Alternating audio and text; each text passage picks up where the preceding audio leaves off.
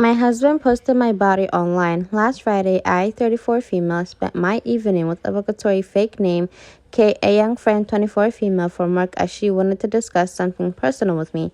I didn't think anything of it as we do have a very personal relationship outside of work as well.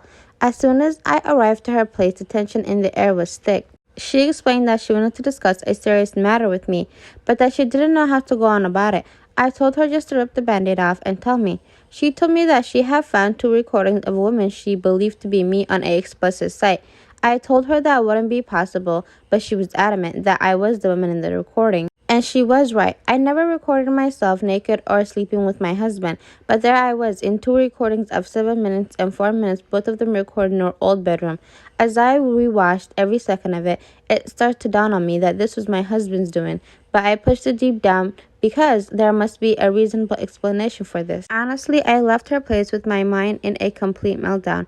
I could barely hear what she was saying, but she did follow up with a text saying that she's been in contact with the website about getting it taken down and that she'll help me go through this. She also said she's scoring the internet in case there are more out there. I came home and pretty much ransacked my house looking for evidence and I found it.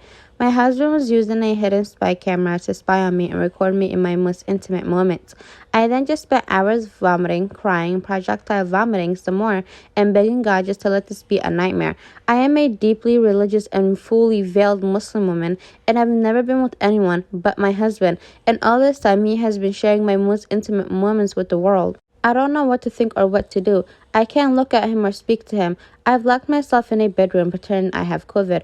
All I do is look up how other people have dealt with getting things removed. And it seems like once it's on the internet, it really is forever, even if I remove it from this website. I've been crying nonstop. He truly must be something demonic, as he's right now talking about ordering in some of my favorites to see if I have an appetite since I haven't been eating well. I'm so unbelievably hurt. I don't know how to share this with my family. Had to ask for help. I am crippled with shame, anger, and pain. Answering some questions. 1. My husband's soon-to-be ex-husband and I are the same religion, race, ethnicity, and nationality.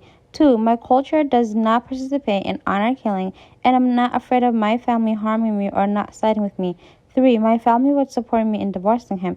In fact, they would demand I do. 4. The laws in my country are secular, but in certain circumstances, it allows for the various religious groups in the country to hold their own courts that can enforce their rulings, as long as it doesn't impose or break secular law or civil liberties.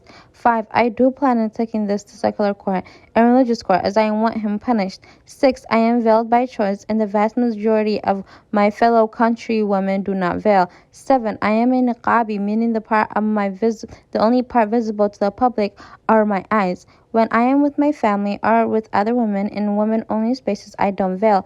8. Kay and I do not share the same religion nor dress alike, and yet we are friends. I feel so bad for Opie. I really hope she finds the healing that she's seeking because this is literally a nightmare come true. And her friend is a very good friend. Am I wrong for kicking my daughter out of my house for being pregnant? I, 45 female, have a 27-year-old daughter. She has 6 kids between the ages 10 to 11 months.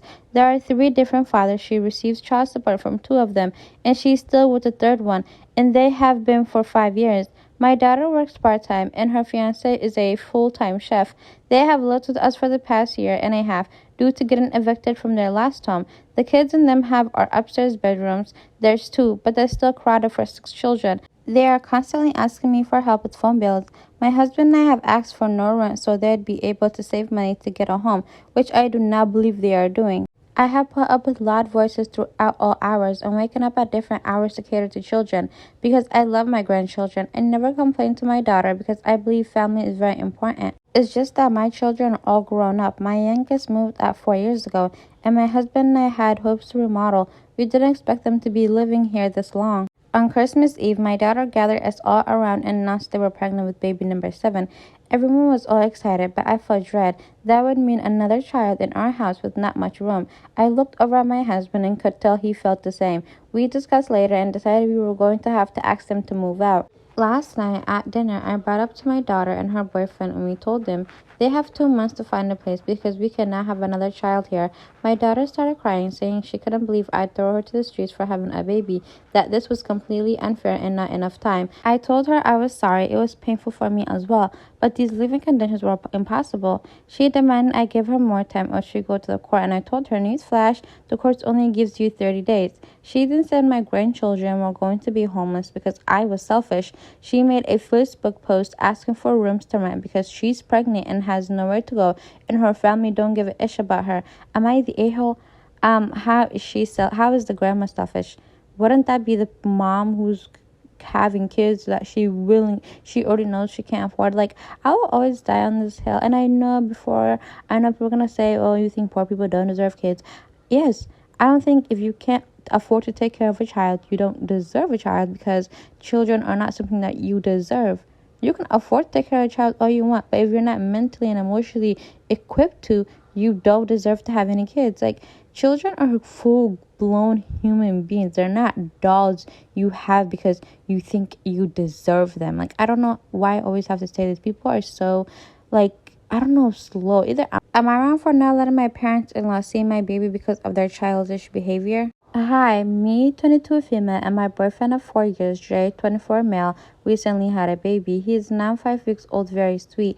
When we announced the pregnancy, everyone was happy for us, except my mother-in-law. When we told her, she cried and she said she wasn't ready to be a grandma yet. My pregnancy wasn't the greatest. He was 3 weeks early. The day after delivery, my dad and his girlfriend visited the hospital. My dad held him for like 5 minutes after asking, and when they were about to leave, my mother-in-law came rushing through the door. She ran towards my boyfriend, who was holding our son. She basically ripped him from his arms and took off. All 4 of us were in shock as we couldn't believe what just happened.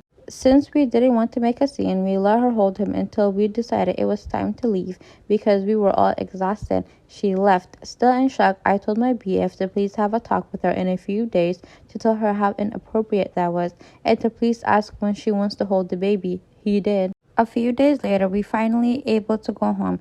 My parents-in-law visited us shortly after.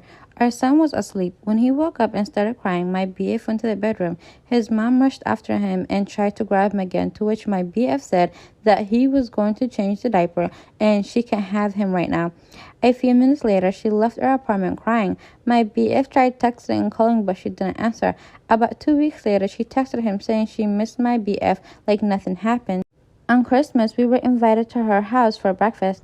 We had a great time, or so I thought, until his mom disappeared. My BF said she left the house crying again. I honestly had no clue why. The baby was asleep the whole time, and he had a tummy ache. I was holding him for 5 minutes until he fell back asleep. After an hour of being gone, we decided to leave.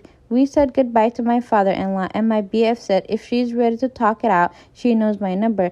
To which he replied she isn't going to call. My BF asked him what he meant by that, and he just answered, we know what we did, and we should think about our behavior. I intervened and asked him what the problem was and what we did wrong, and he just screamed in my face how horrible we are treating them, and that we are withholding their grandson from them, and that he specifically is not allowed near the baby. He also called me a horrible mother and person for standing in between my BF's family and our little family, which I never did.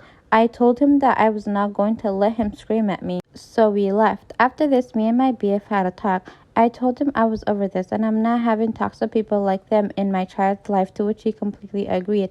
My parents, however, think that I am being cruel. So am I the a-hole? Definitely not.